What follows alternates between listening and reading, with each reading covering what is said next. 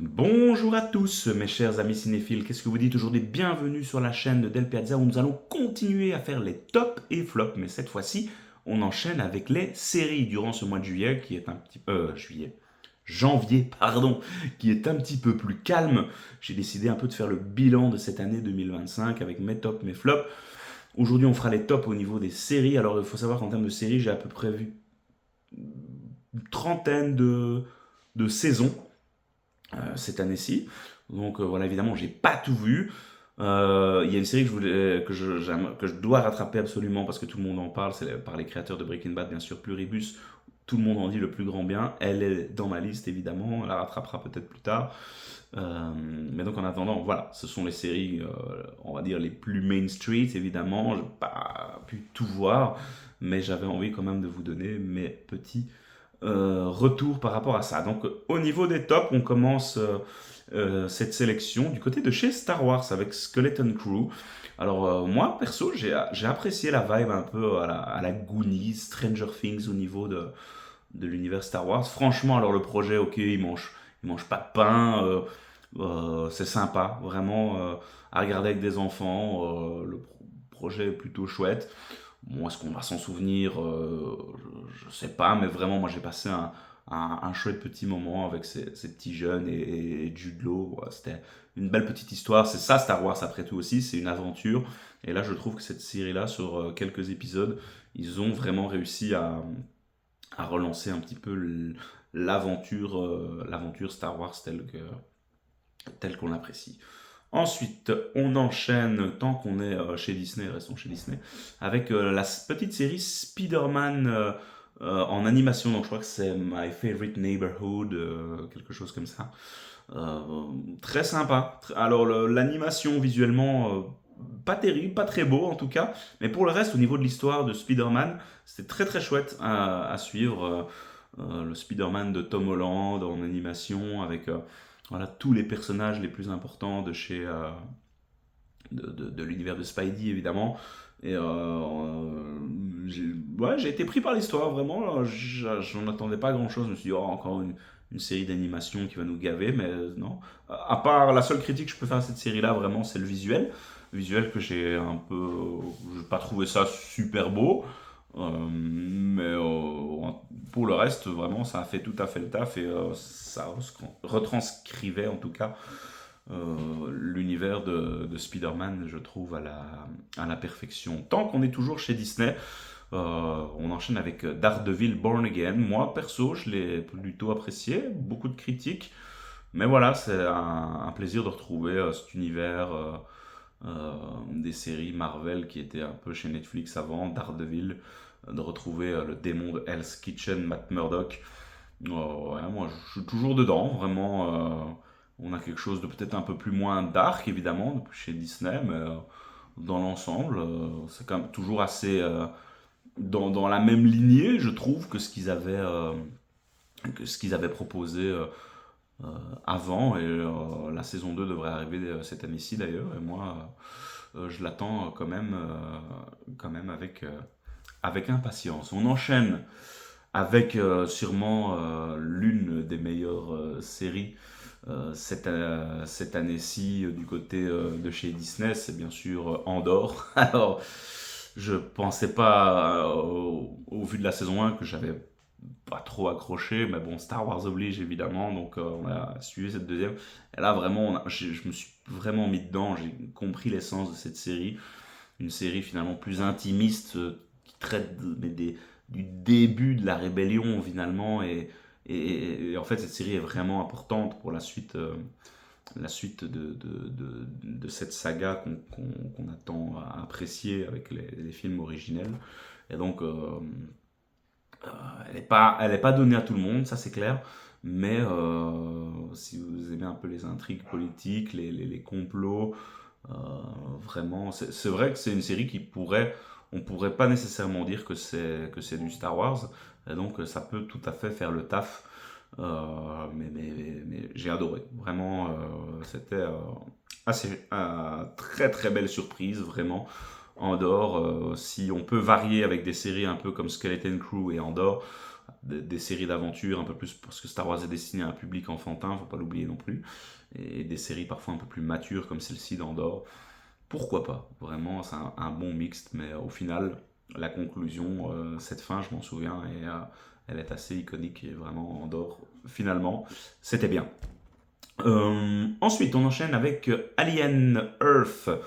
Même chose, moi je suis un grand fan de la saga Alien. Alors cette série-là est loin d'être parfaite, c'est clair, mais moi je me suis bien entré dans cette histoire euh, de robots, enfin c'est pas vraiment des robots, c'est des clones, enfin je sais plus comment ils appellent ça dans la série, enfin, et ce mélange entre les conflits des plus grosses entreprises techno et l'arrivée de ces spécimens sur la Terre. Alors ça aurait pu être plus grandiose, je pense, mais voilà, en attendant, on retrouve toujours l'essence de cette saga alien, vraiment avec les personnages qui sont toujours au centre du projet, autour en tout cas du monstre, de l'alien. Et donc il y a quelques scènes plus ou moins iconiques. Ils ont refait un épisode qui était quasi semblable au premier film, beaucoup d'hommages envers la saga et le matériel de base. Et je trouve que dans l'ensemble, c'est plutôt bien respecté. Donc à ce niveau-là, j'ai plutôt apprécié. Voilà, on enchaîne ensuite avec le gros plaisir coupable, vraiment ça j'adore. C'est bien sûr la dernière saison de Cobra Kai qui s'est clôturée. Quel plaisir, vraiment, cette série-là, elle se boit comme du petit lait. Ça mange pas de pain, c'est clair, mais c'est chouette Cobra Kai, vraiment. Comment ne pas aimer le personnage de Johnny Lawrence qui est à éclater de rire, vraiment. Moi j'adore vraiment, et j'étais voilà, triste de la fin parce que bah voilà, évidemment c'est toujours des scénarios complètement rocambolesques ou des choses qu'on voit un peu venir à des kilomètres, mais vas-y ça marche, donnez-nous du Cobra Kai, il y a pas de problème, on prend. Et ce mélange entre l'ancienne génération, les nouveaux petits jeunes qu'ils ont instauré, non, moi j'ai adoré vraiment, c'était encore une fois très très bien. Cobra Kai, et j'étais assez triste que ça se termine, mais voilà, ça restera un gros coup de cœur, une série qui se regarde assez facilement. Ensuite, on enchaîne avec Stranger Things, évidemment, une saison 5 et dernière saison. Là aussi, même chose. Qui aurait cru que cette série allait autant faire parler? Alors, même, elle a été fortement critiquée cette dernière saison, mais voilà, moi, comme j'ai dit dans ma critique, je trouve ça un peu abusé. Je trouve ils sont restés très fidèles aussi à ce qui avait été fait. Et la fin a été très touchante. Moi, il y a plusieurs moments qui m'ont donné le frisson ou des larmes aux yeux. Vraiment, comment ne pas aimer cette série-là.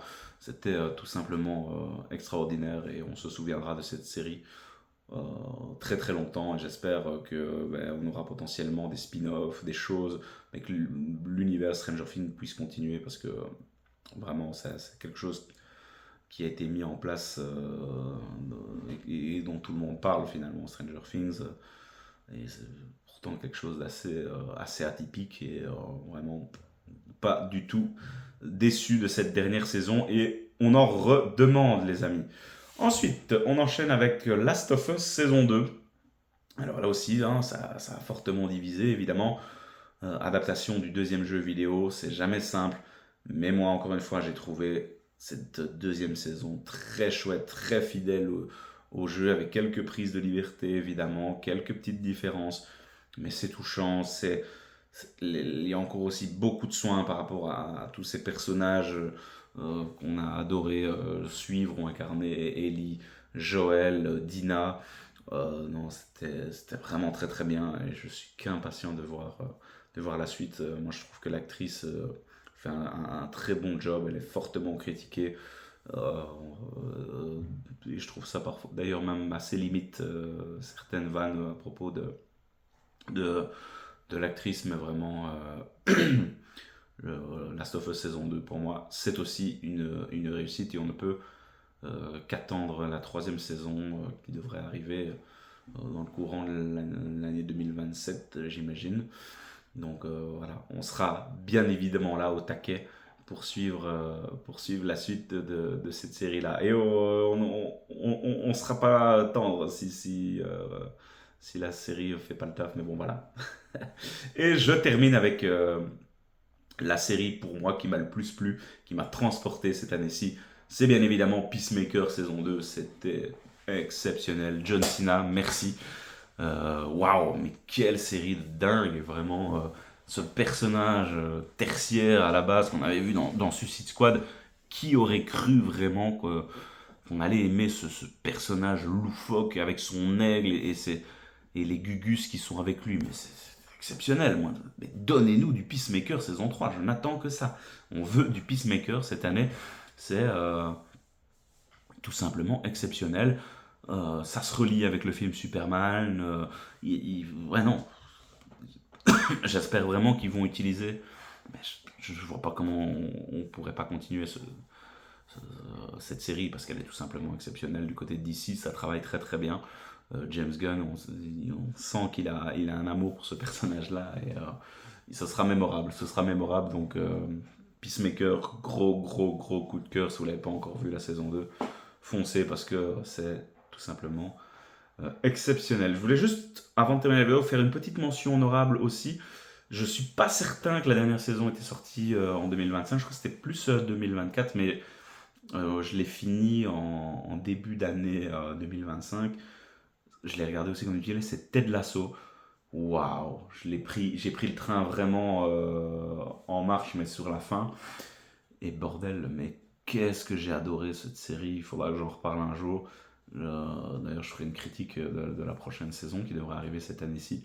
Mais Ted Lasso, si vous avez jamais vu ça, allez-y, allez-y. Si vous aimez le foot, encore, c'est pas une série qui parle de foot, hein, mais waouh.